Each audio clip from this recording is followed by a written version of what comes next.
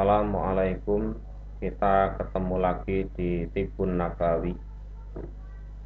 Eh, Kemarin kita sudah membahas tentang bawang merah, dan sebelum kita masuk ke pembahasan tentang tamer atau buah tamar atau kurma dewasa, ya, kita akan membahas tentang talbinah. Talbinah ini semacam bubur yang diolah dari gandum yang sudah dijadikan tepung.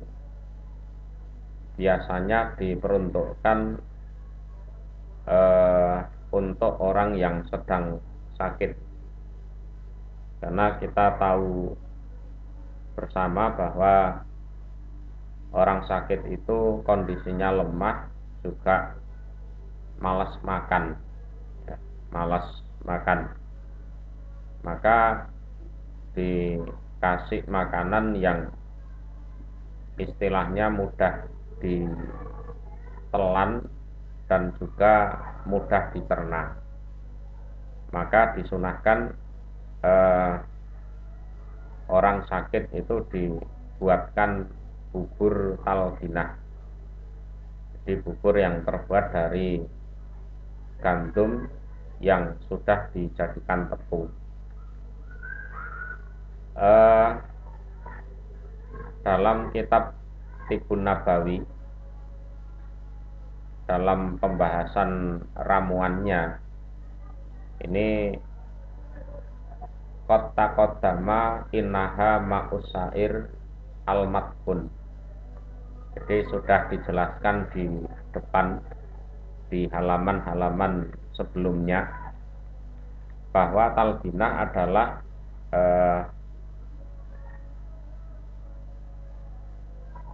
gandum yang dijadikan tepung kemudian dimasak bersama air, itu loh.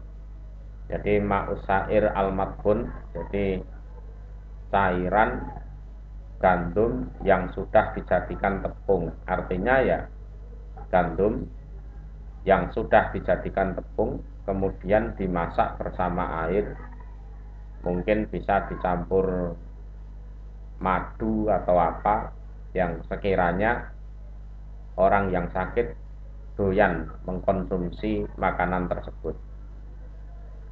Nah, di sini juga ditulis kami sudah menjelaskan berbagai macam manfaatnya di halaman-halaman sebelumnya.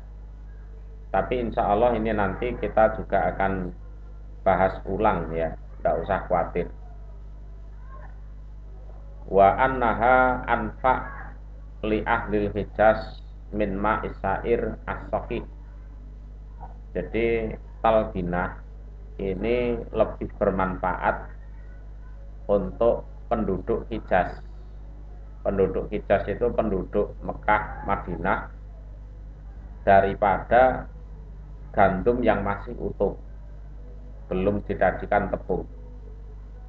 Jadi khususnya untuk ahli Hijaz, Mekah, Madinah, itu yang lebih bermanfaat adalah gandumnya dijadikan tepung dulu, baru dimasak dengan air.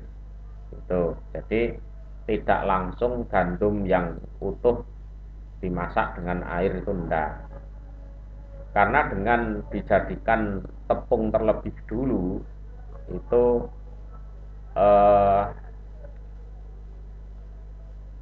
lebih sempurna. Jadi dari segala sisi itu lebih sempurna. Jadi proses penyerapannya semuanya itu lebih sempurna daripada masih gandum utuh terus dimasak. Yes.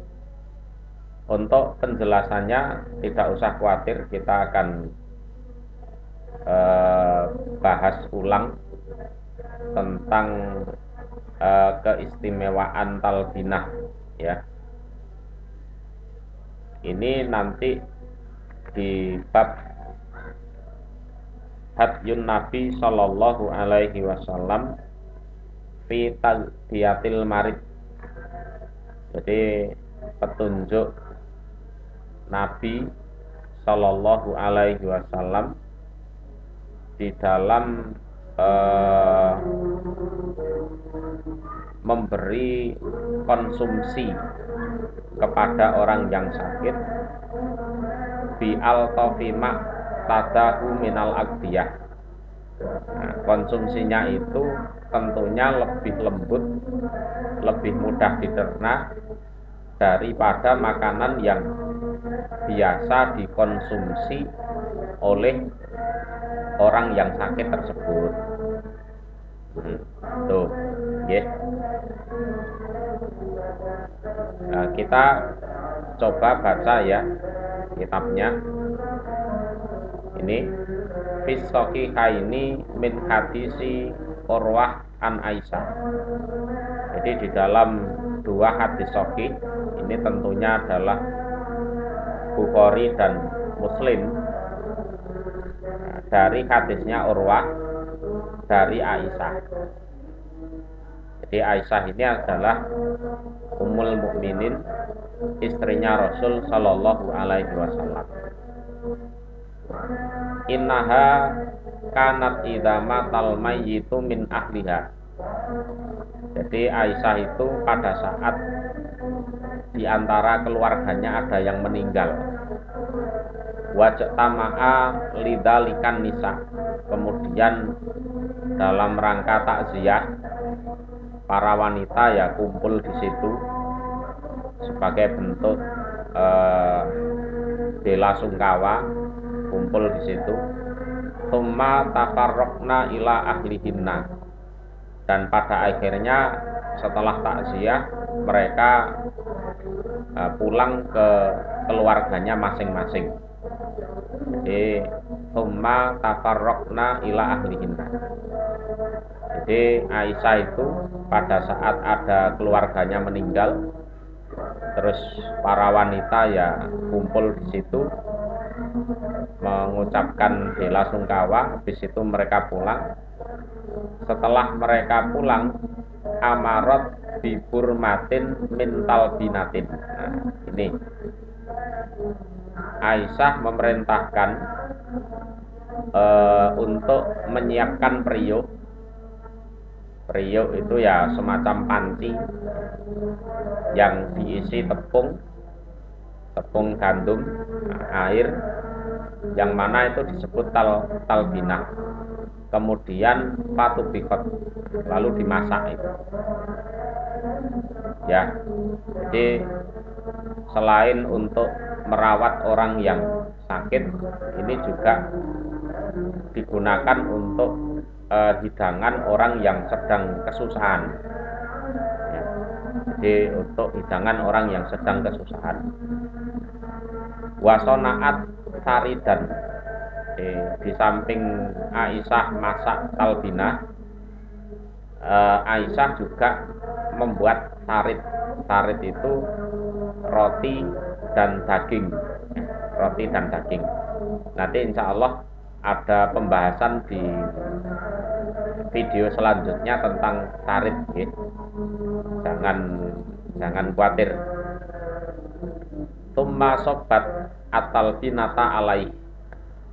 Setelah itu talbinah atau bubur gandum itu dituangkan di roti daging itu tadi, dituangkan di atas sarit. Tumakolat pulu minha, ya.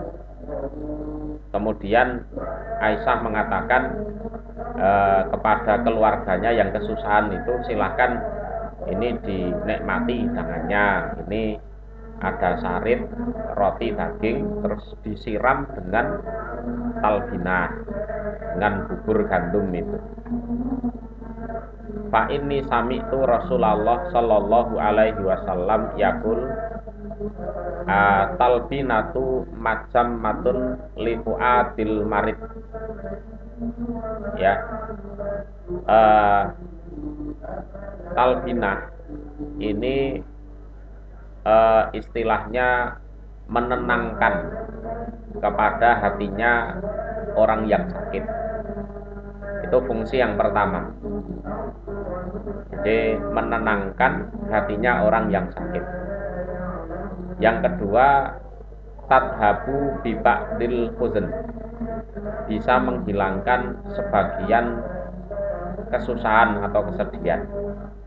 Jadi talbinah ini di samping dikonsumsi orang yang sedang sakit sampai dia sembuh atau sampai dia meninggal, juga dikonsumsi oleh orang yang sedang kesusahan.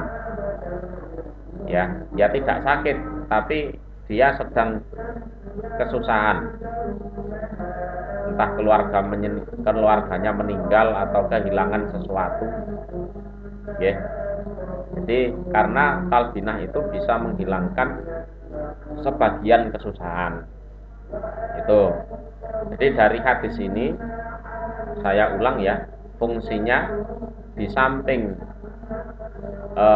melegakan atau menenangkan hatinya orang yang sakit, juga bisa menghilangkan sebagian dari kesusahan.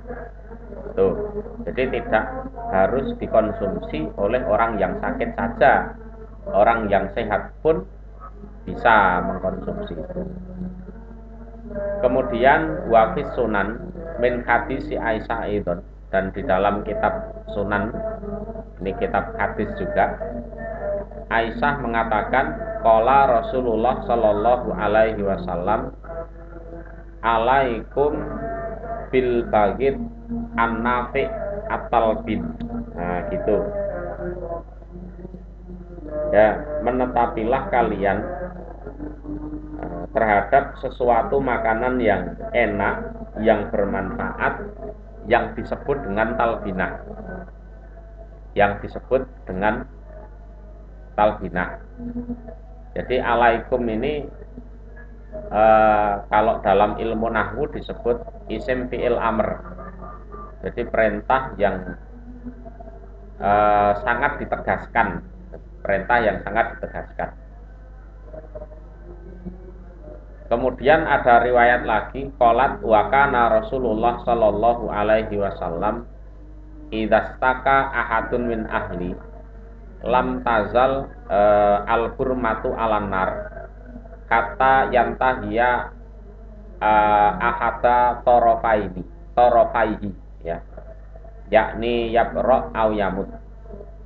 Jadi Rasulullah itu kalau ada salah satu dari keluarganya sakit, jadi idastaka ahadun min ahli, Rasulullah itu kalau ada seseorang dari keluarganya sakit, jadi tak henti-hentinya yang namanya periuk, kendil atau panci itu selalu di atas api.